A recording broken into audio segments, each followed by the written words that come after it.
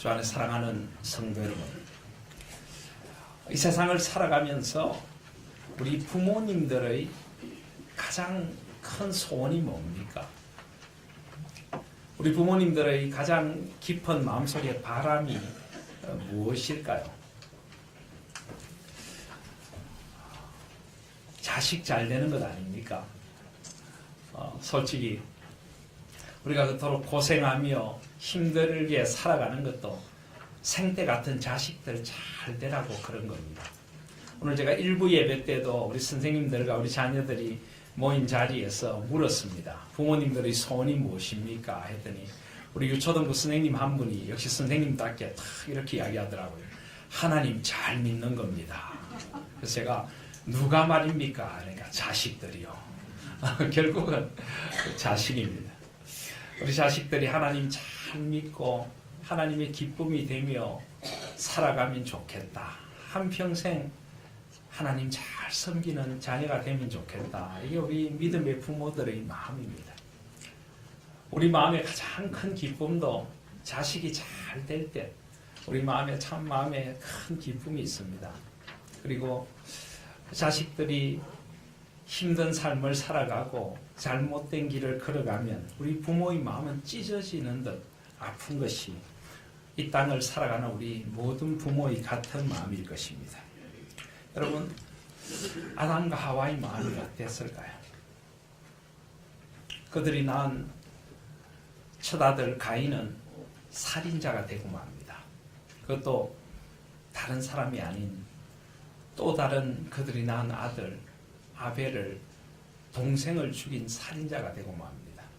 하루아침에 가인과 하와는 하나들을 살인자로, 하나들을 짧고 참 휘어보지도 못한 삶을 살아간 그런 아들, 죽은 아들로 맞이하게 되는 것입니다. 그때 이 아담과 하와의 마음이 어땠을까요? 가인은 저주를 받아 방황하는 자가 됩니다.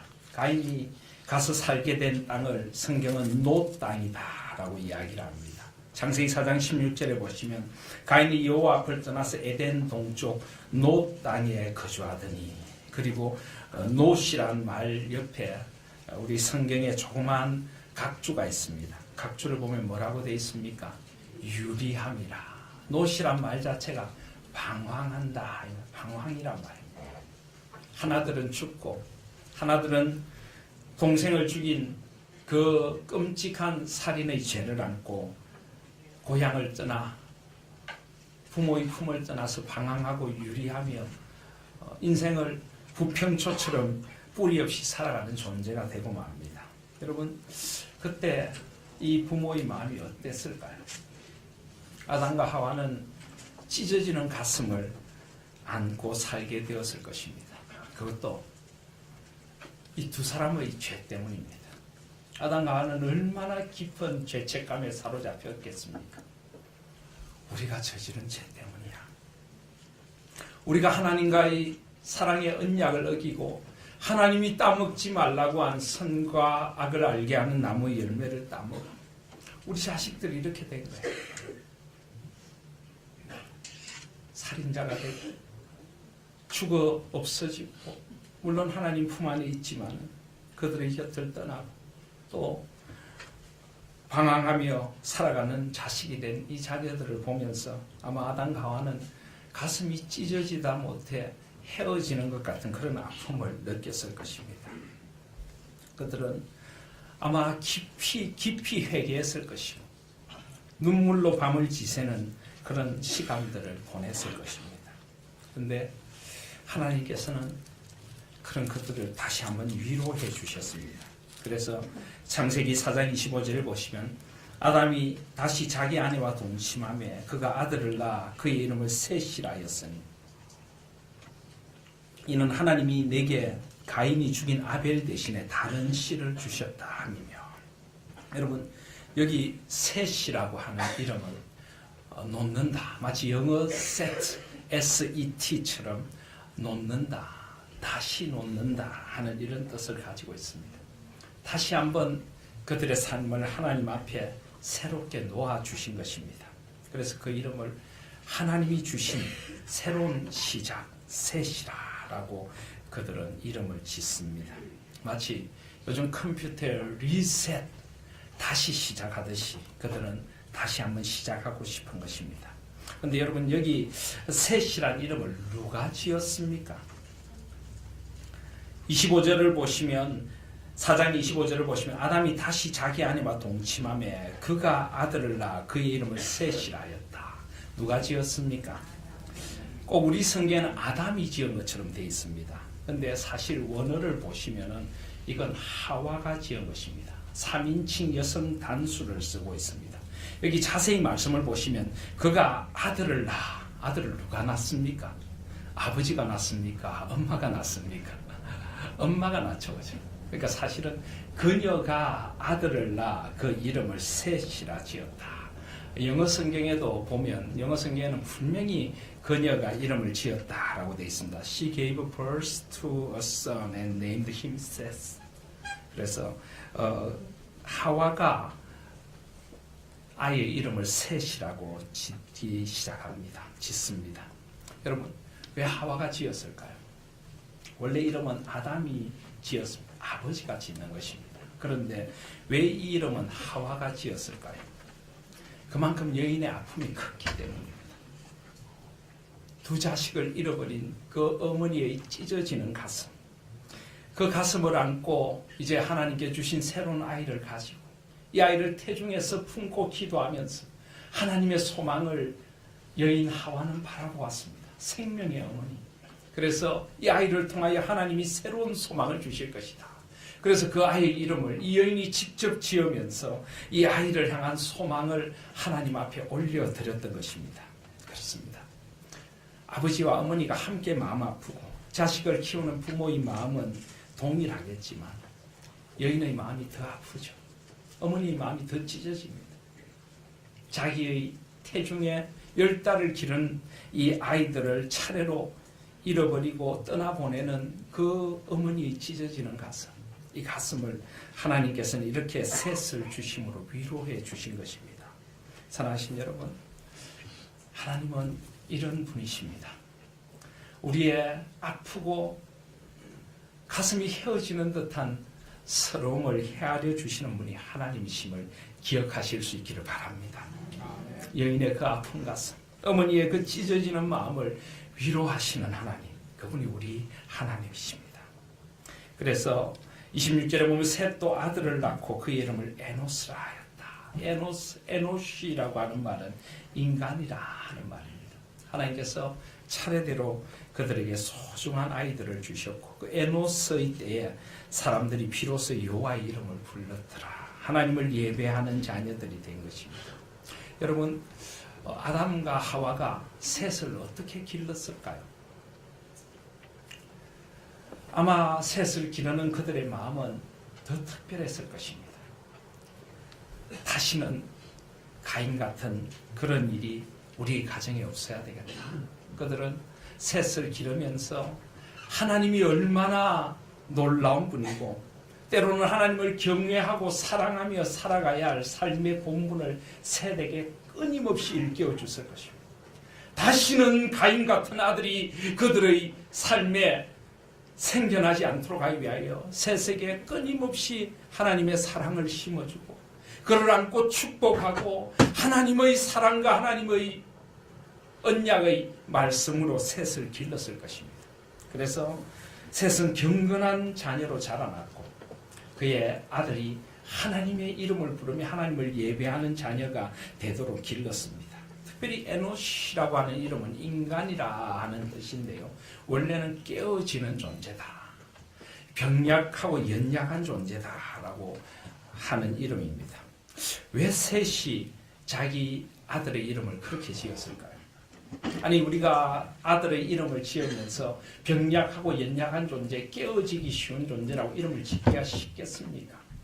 근데 왜 그렇게 지었을까요? 그는 그의 형들의 이야기를 알았기 때문입니다. 인간이 어떤 존재인가를 알았기 때문입니다. 차라리 그의 연약함을 깨닫고 하나님을 의지하는 아들이 되기를 원했습니다. 인간이 얼마나 깨어지기 쉬운 존재인가를 가슴 깊은 곳에 깨닫고 하나님 앞에 겸손히 무릎을 꿇고 하나님을 의지하는, 너는 하나님이 없으면 살아갈 수 없어. 하나님이 너와 함께 해주셔야, 연약한 너의 삶에 하나님의 은혜가 임해야 너가 이 험한 세상을 살아갈 수 있어. 여러분, 이 셋과 그의 후예들이 살아갔을 세상은 상당히 험하고 악한 세상이었을 것입니다. 왜냐하면 우리는 가인과 그의 후예들을 보고 있습니다. 그들은 문명을 이루고 온갖 세상의 업적을 자랑하면서 살아갔지만 그들은 점점 그 문화를 악으로 물들여갔습니다. 결국 라멕은 두 아내를 취하고 그리고 사람을 죽이고도 그는 뻔뻔하게 칼의 노래를 지어 부르면서 가인을 위하여는 벌이 7배일진데 라멕을 위하여는 벌이 77배이리로다. 얼마나 세상이 죄의 관영함이 급속도로 퍼져나가는 세상이었겠습니까? 그런 세상을 살아가면서 셋은 자기 아이의 이름을 너는 하나님 앞에 선 인간이 되어야 돼. 깨어지고 연약한 존재이지만 하나님이 너를 지켜주실 것이야. 그렇게 이름을 짓고 그의 자녀들을 길렀을 것입니다. 그래서 그런 아름다운 믿음의 계보가 창세기 5장에 이제 나타나게 되는 것입니다. 그렇습니다. 어쩔 수 없이 세상은 인간의 타락 이후에 가인의 후예와 셋의 후예로 나누어지게 됩니다. 여자의 후손과 뱀의 후손으로 나누어지게 되는 것입니다. 뱀의 후손의 자리에 서서 자기의 업적을 자랑하고 인간 중심의 문화, 아주 이기적인 문화를 만들면서 사람을 죽이고도 뻔뻔한 노래를 부르는 그런 가인의 후예로 살든지, 아니면 하나님께서 새롭게 시작해 주신 셋의 후예로 하나님을 의지하며 살아가든지, 결국 세상은 그렇게 두 계보로 나누어지게 되는 것입니다. 그래서 창세기 4장은 가인의 계보를 소개한다면 창세기 5장은 셋의 후예, 새롭게 시작하는 아담의 계보를 소개하고 있습니다. 오늘 창세기 5장 1절, 2절, 3절을 보시면 하나님은 다시 한번 새롭게 시작하기를 원하십니다. 5장 1절에 보시면 이것은 아담의 계보를 적은 책이니라. 하나님이 사람을 창조하실 때 하나님의 모양대로 지으시되 남자 여자를 창조하셨고 그들이 창조되던 날에 하나님이 그들에게 복을 주시고 그들의 이름을 사람이라 일컬으셨더라. 여기서 우리는 인간이 어떤 존재인가를 알 수가 있습니다. 오늘 창세기 5장 1절에서 2절은 다시 한번 우리 인간이 어떤 존재인가를 우리에게 일깨워 주십니다. 그것은 세 가지입니다. 첫 번째는 하나님의 형상대로 지음받은 인간입니다. 두 번째는 남자와 여자로 창조해 주신 인간입니다. 세 번째는 하나님이 그들에게 복을 주신 축복된 존재인 인간입니다. 그렇습니다. 누가 뭐라고 해도 사람은 하나님의 형상으로 지음받은 인간입니다. 여러분 잊지 마십시오. 저와 여러분은 하나님의 형상으로 지음받은 존재입니다. 삼위 하나님께서 우리의 형상과 우리의 모양을 따라 사람을 만들자 의논하시고 하나님의 일을 맡겨주시고 이 땅에 하나님이 어떤 분이신가를 드러내도록 하기 위하여 지어주신 하나님의 형상인 인간이 저와 여러분들입니다. 왜 이렇게 인간들이 타락을 합니까? 왜 이렇게 세상에서 악을 먹고 마시며 살아갑니까? 자신이 어떤 존재인가를 잊어버리기 때문입니다. 하나님의 형상, 하나님을 닮은 존재, 하나님과 교제하는 존재, 하나님의 사랑을 받고 하나님을 사랑하는 존재로 지음받은 존재가 바로 저와 여러분 인간인 것입니다. 잊지 마십시오. 잊지 마십시오. 하나님의 형상, 하나님의 형상. 자신이 하나님 앞에 어떤 존재인가를 잊으면 안 됩니다. 우리는 하나님의 형상으로 살아가야 합니다. 비록 가인이 죄를 지었고 비록 아담과 하와가 죄를 지었지만은 하나님의 형상으로서의 인간은 하나님께서 절대 포기하지 않으십니다. 여전히 우리는 하나님의 형상인 것입니다. 그러나 죄로 말미암아 우리 하나님의 형상이 찌그러지고 일그러졌습니다. 그런데 둘째 아담 예수 그리스도께서 이 땅에 오셔서 우리를 구원하셔서 온전히 우리 가운데 하나님의 형상을 회복하기를 원하십니다. 여러분, 구원은 우리가 예수 믿고 천국 가는 그 정도가 아닙니다.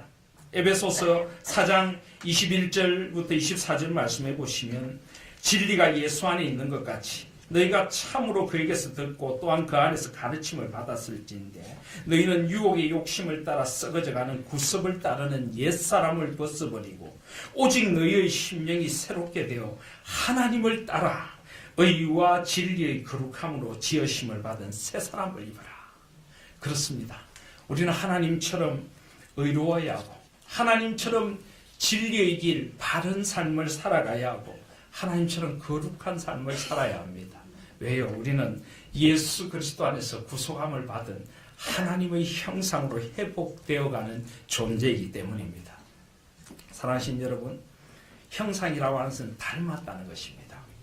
여러분의 삶을 한번 돌아보시길 바랍니다. 여러분 보시기에 여러분 하나님을 좀 닮은 것 같습니까? 하나님의 형상이라는 것은 세상 속에 하나님이 어떤 분이신가를 드러내는 존재입니다.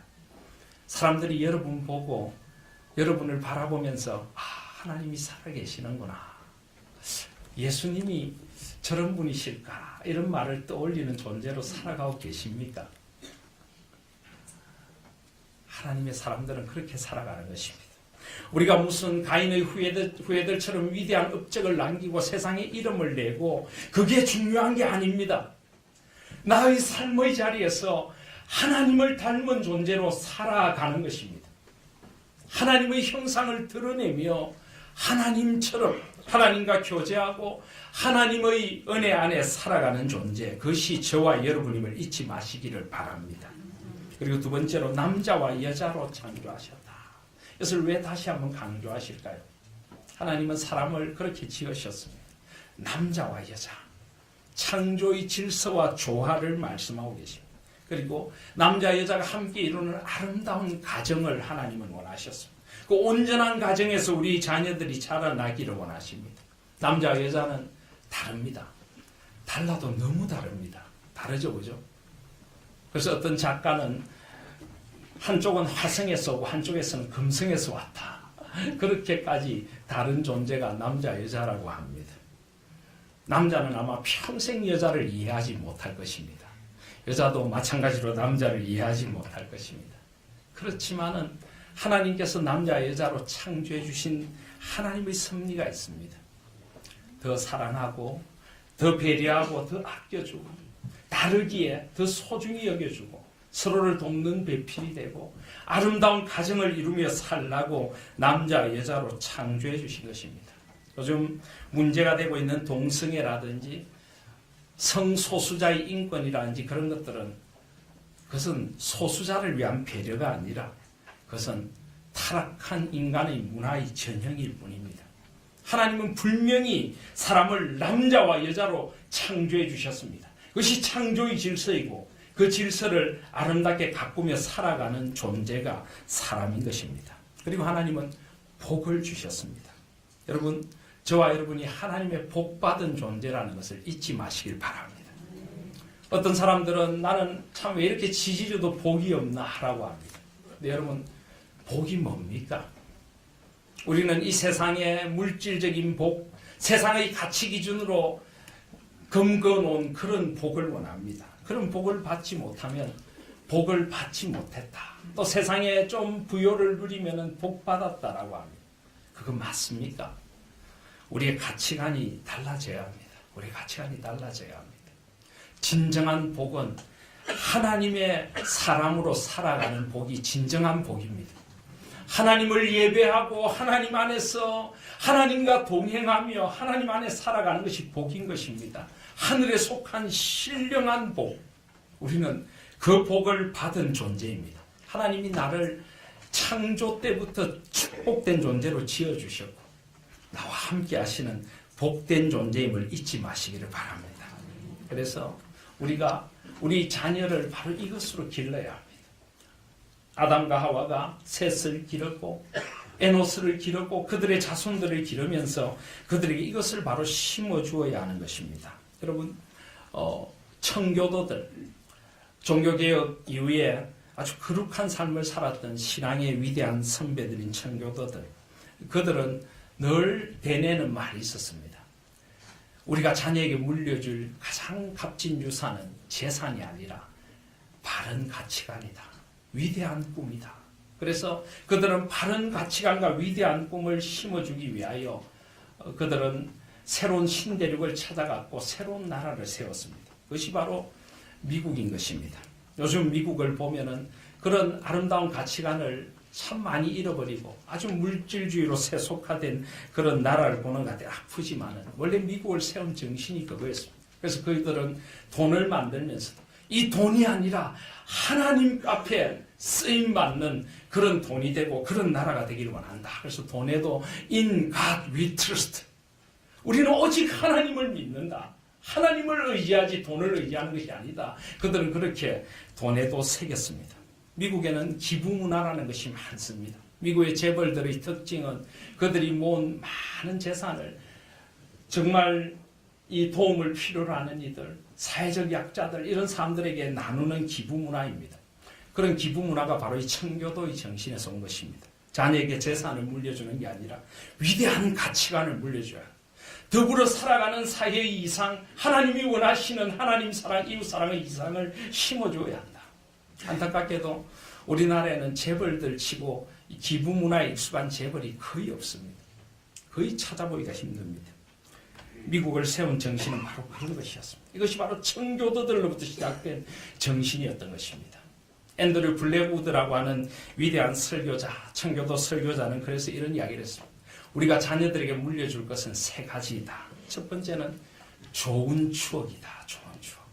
하나님 앞에 함께 손잡고 예배드리던 아름다운 추억. 식탁에서 함께 손을 잡고 자녀들과 기도하며 자녀들을 축복하던 아름다운 추억. 그 추억을 물려줘야 한다. 그리고 두 번째로는 좋은 습관, 신앙의 습관을 물려줘야 한다. 아이들이 어릴 때부터 아침에 일어나면 무릎 꿇고 하나님 앞에 기도하도록 하고 하나님 앞에서 삶을 살아가도록 습관을 길러줘요. 하나님을 사랑하는 습관, 하나님 앞에 살아가는 훈련, 좋은 습관을 물려줘야 합니다. 세 번째는 좋은 꿈을 물려줘야 합니다. 좋은 가치관, 바른 가치관, 우선순위.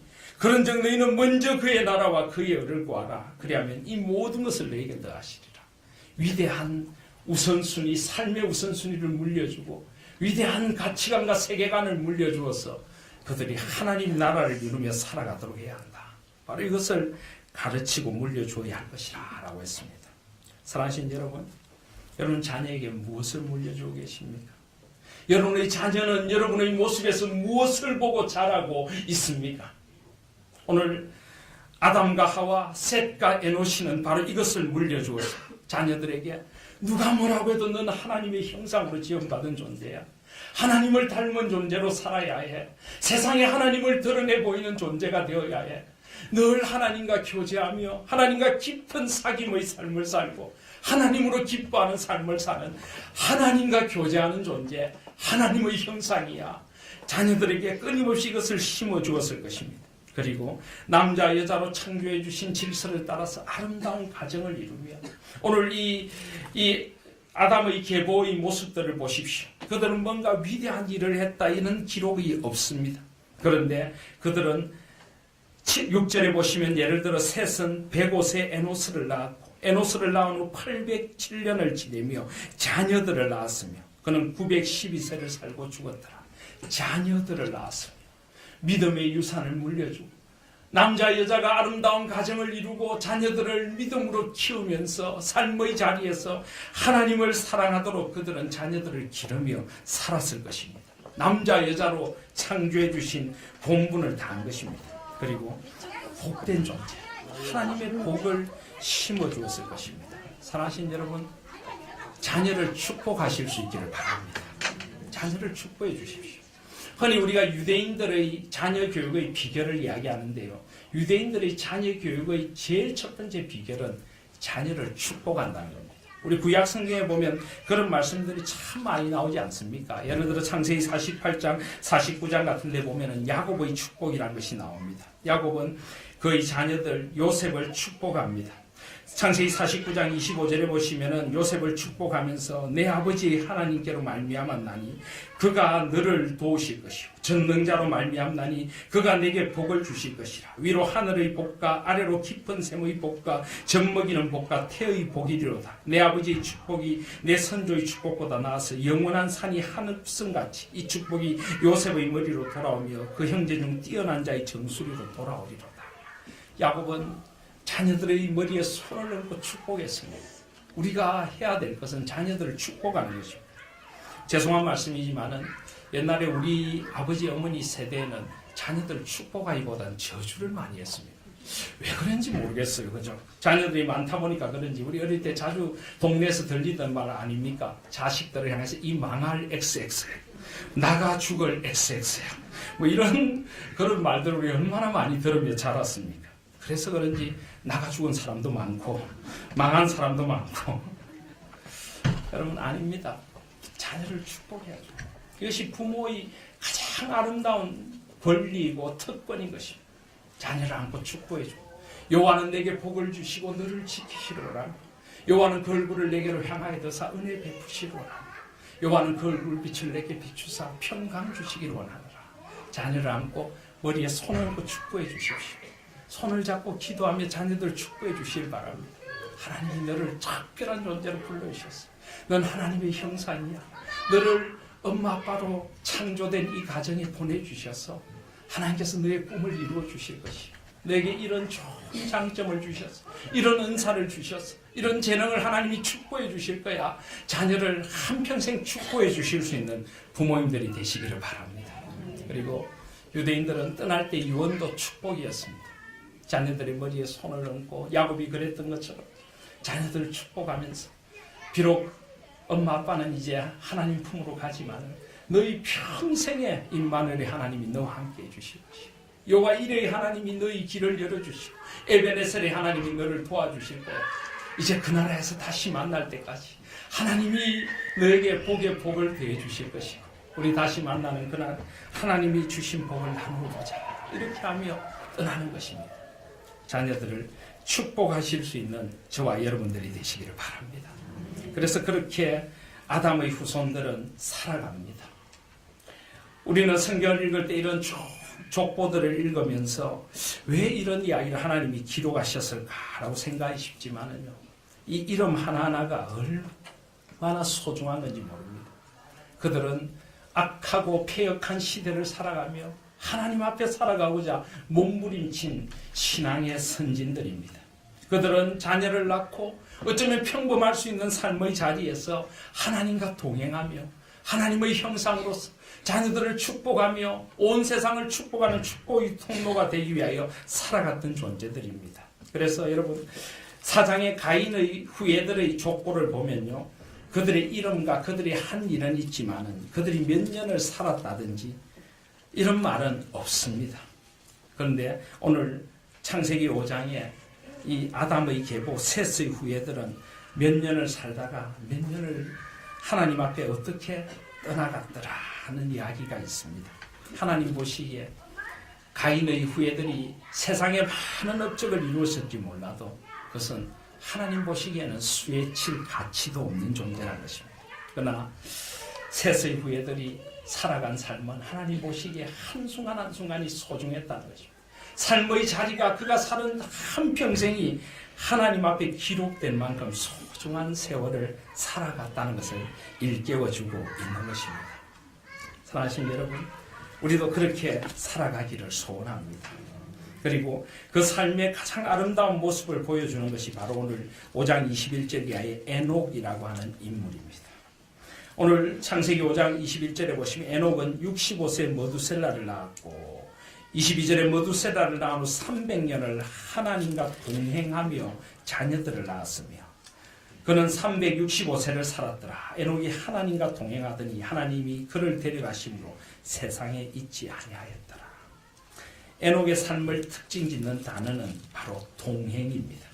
22절에도 하나님과 동행하며 24절에도 하나님과 동행하더니 그는 하나님과 동행한 사람이었습니다.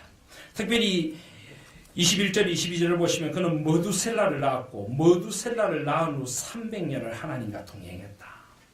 물론 에녹은 머두셀라를 낳기 전에도 하나님의 사람이었을 것입니다. 그런데 성경은 머두셀라를 낳은 후 300년을 하나님과 동행했더라.